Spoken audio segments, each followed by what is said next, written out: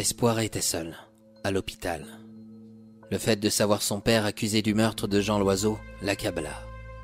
Finalement, il mit plus de temps pour récupérer l'usage de ses jambes. Les médecins l'informaient qu'il allait devoir redoubler d'efforts. Dans les prochains jours, il devra subir des séances de rééducation. La tâche ne risquait pas d'être mince. J'ai envie de sortir. J'aimerais retrouver mon père. Vous devez d'abord penser à vous, Espoir. Comment voulez-vous que j'aille bien quand personne ne passe? Je me demande si j'ai bien fait d'écouter ma mère, s'exaspéra-t-il. Il n'arrivait pas à l'expliquer. Il avait vu son père qui s'énervait sur Jean Loiseau. Puis, il avait perçu Hélène qui s'était interposée. Ensuite, il avait distingué l'ombre d'une femme qui avait abattu Jean Loiseau dans le dos de ses proches. Malheureusement, il n'avait pas pu voir son visage. Elle avait attendu à ce qu'il termine de rédiger son testament. Mais Jean Loiseau désirait se donner la mort. Quoique, au travers du corps de celui-ci, le diable s'apprêtait à rugir de plaisir. L'assassin le surprit en empoignant l'ancien. Soudain, une lumière apparut au bout d'un tunnel sombre. Elle l'attira comme un aimant. Espoir n'eut pas le temps de voir son visage. Cette lumière l'aveuglait de plus en plus. Ensuite, sa mère se pointa devant ses yeux. « Tu vas bien, Espoir ? Maman ? Que fais-tu là ? Je suis mort ? Non, pas encore. Vais-je mourir ? Ton heure n'est pas arrivée. Souhaites-tu rester près de moi ? Oh que oui, c'est beau et puis, je me sens bien ici. Et ton père, que deviendrait-il sans toi ? As-tu envie de le voir périr de chagrin ? Tu dois retourner, Espoir.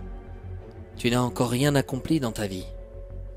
Tu es le seul à pouvoir régler cette histoire. C'est une malédiction. Tu le sauras très bientôt, si ça l'est ou non. Ne pleure pas, nous nous reverrons très vite. C'est si bon d'échanger avec toi. J'ai l'impression de rêver. Tu possèdes de belles années devant toi, mon fils. Mais durant une courte période, tu auras un dur combat à mener. Tu dois te rendre près de ton père, sinon, il mourra de chagrin. Les âmes égarées n'ont pas le droit à la vie éternelle. Elles restent à jamais dans leur tristesse. Est-ce ces mains dans ce tunnel qui essayaient de m'agripper et ces voix horribles de détresse que j'entendais ? Va près de ton père, finit-elle, en évitant de répondre à sa question. N'oublie pas de saluer Bertille, de ma part. Je garde un œil sur toi, Espoir, constamment. Je t'aime, maman. Moi aussi, Espoir. À la vitesse de la lumière, il réintégra son corps. Il conserva en mémoire tous les détails de cette expérience. Sa mère n'avait pas changé. Elle paraissait heureuse.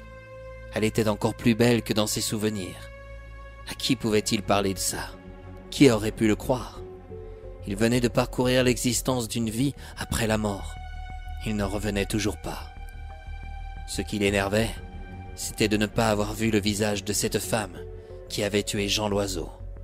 Il aurait pu dénicher un moyen pour induire le criminel dans sa faute.